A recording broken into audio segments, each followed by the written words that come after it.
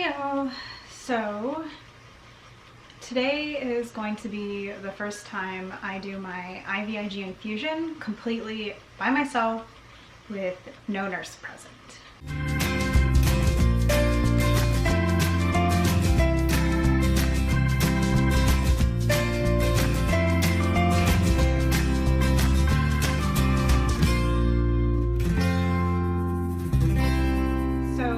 Doing this treatment for over a year now, and I'm currently getting them through home health. So a nurse will come to my home and run the infusion for me, and it's on a really strict schedule for myself every 2 weeks. And since I'm here visiting family for 2 weeks, we were kind of having difficulty figuring out how I was going to continue this treatment while out here in North Carolina.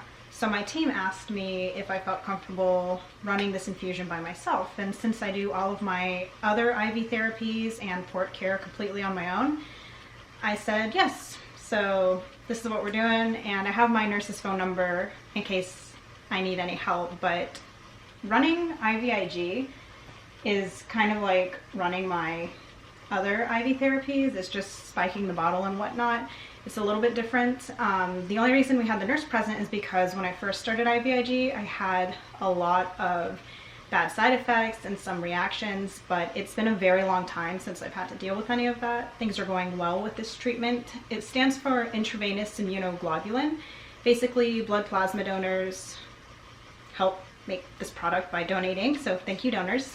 And then I receive it intravenously, and it helps make my immune system stronger, and so it can regulate itself more effectively because I have something called common variable immunodeficiency, which you can learn more about here. And it's definitely helped make my immune system stronger. I'm not getting sick as often or as easily. If I do become ill, I'm able to fight it better, and we've seen in my blood work positive results from this treatment. And then it's also helped other areas of my health, like my mast cell activation disorder. It's decreased the amount of reactions I've had and given me more stability there. It's not a perfect treatment, of course. Like I did recently have that anaphylactic reaction, and I am feeling better each day as I move forward from that reaction. I'm just not quite feeling 100% myself yet, but getting there. So anyways, let's get started. Well, technically I've already started for my IVIG infusion, even though I already do other fluids, banana bags, and like infusions throughout the week.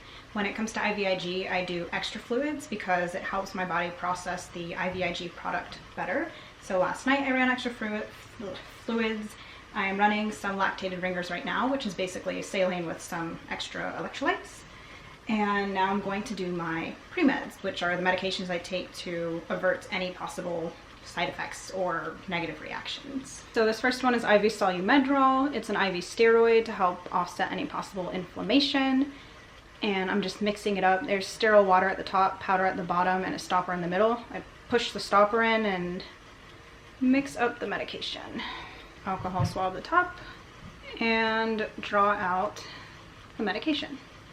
Okay, so this is something new that I haven't shown y'all before. We used it for the first time with my last IVIG infusion. So every home health company is different. Mine does not supply any type of Y-port port needle, meaning this is my port needle and this is the tubing connected to it, and there's no needle they carry that has an extra extension off of the port needle tubing where I can administer medication while my infusion is running. They also don't have any IV tubing with an extra extension to administer IV medication while an infusion's running. But what they do have is this Y-port extension tubing. So it goes on the end of my port tubing, and then it's called a Y-port because it has these two parts of tubing that branch off into a Y. And one end is connected to my infusion and the other end is free, so I can administer medication. And it was really convenient for me, so watch. So while my lactated ringers are still running without having to disconnect them because the LR is compatible with the Solumedrol, I can connect it and administer it. It just takes out a few extra steps if there were no extra part to put my medication, and I prefer it this way. And I flush some saline because there's still Solu-Medrol in this part of the Y branch extension. Hopefully this makes sense. I know if y'all don't have a central line or someone who has one or you're not familiar with this, the terminology can be a little confusing, so I'm trying to make it as simple and as understandable as possible. All right, Solu-Medrol is done. Now for the Benadryl.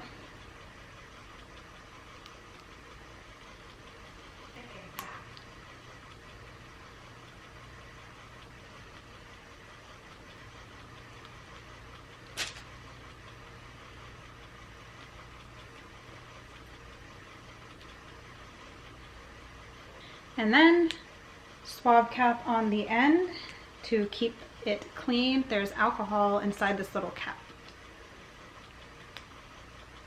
Ta-da! Pre-meds are finished. Now we set up the IVIG bottle. So it is in this box, and I have 3 of them to do because each one is 5 grams, and I do 15 grams every 2 weeks.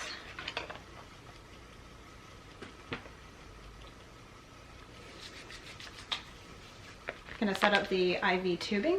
So if I were doing another infusion bag, I would just use this. They call it the spike, even though it's not sharp.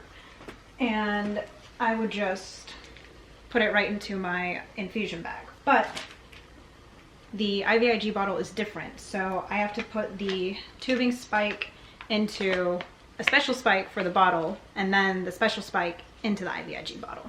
So this spike is going to go in here, and then this spike is going to go into the bottle.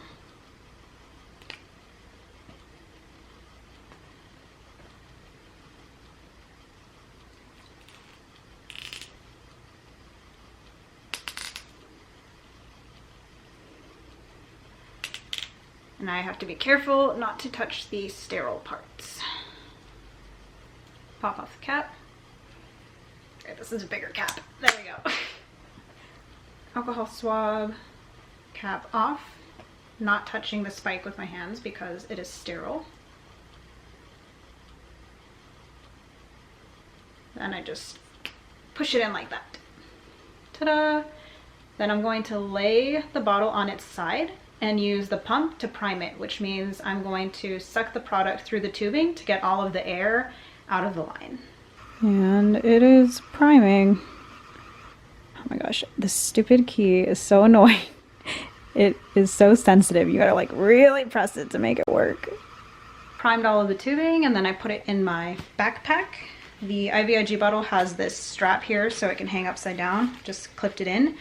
Pump goes at the bottom, and then the tubing, I ran it through the shoulder strap here so it can easily hook up. And this is a vibration backpack that I just had modified, like having a seamstress put the clip up here to accommodate some of my treatments. So I just press run, and there we go. Run an IVIG all by myself. You just have to wait until it's time for the next bottle. Alrighty, so the first bottle is finished. You can see all of the bubbles. And the second bottle is also finished, so I'm just gonna pause this.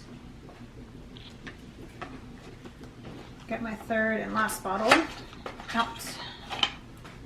Cap off.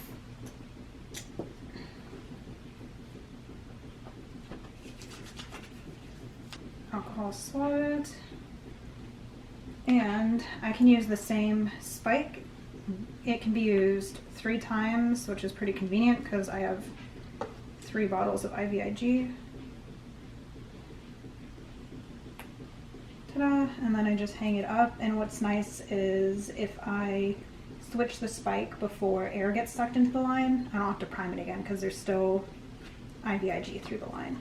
And then I just hit resume and run on the pump. And now I've got just over an hour until that last bottle is finished. All right, so bottle 1, bottle 2, and bottle 3. I am finished with the IVIG. That rhymed. So my first, just gotta turn off the pump. I know. Okay.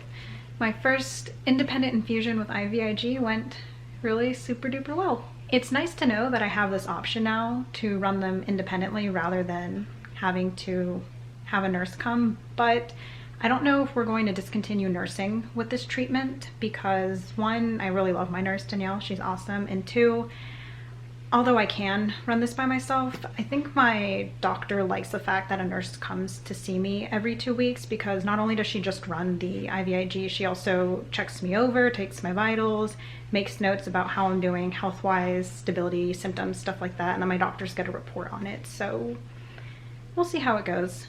It's not an inconvenience for her to come, like I said. I like her, but now knowing that, you know, if I'm traveling or scheduling difficulties arise, I can run the IVIG by myself. And I'm really thankful for that because it really demonstrates how far I've come with this treatment. When I first started, it was brutal. I had really bad side effects with it, but we had to keep going because it was really the only option to help me with some of my conditions. And now I'm running it by myself. I'm able to run it even when I'm out of state. Like, that wouldn't have even been an inkling of a possibility before. So stuck with it, I've come a long way, and I'm benefiting from it too, which is wonderful. So now I just need to push another Benadryl. I've got to hook back up to my fluids, and like the worst side effects I get are usually the night of. I just get very lethargic and I feel weak, and then usually that'll go away within the next day or 2 days. I get what I call IVIG cramps, which are pains in my legs that are very specific to IVIG. Sometimes I get a headache, but it's all very manageable at home. For that, I am thankful. I brought Harlow up here so she could say goodbye with me. So yeah, that was my first independent IVIG infusion. It went well. Lots of things to be thankful for. Really thankful for good treatments that help me live my best possible life and cute puppies. And with that, we'll say goodbye, and thanks for joining us on our adventure.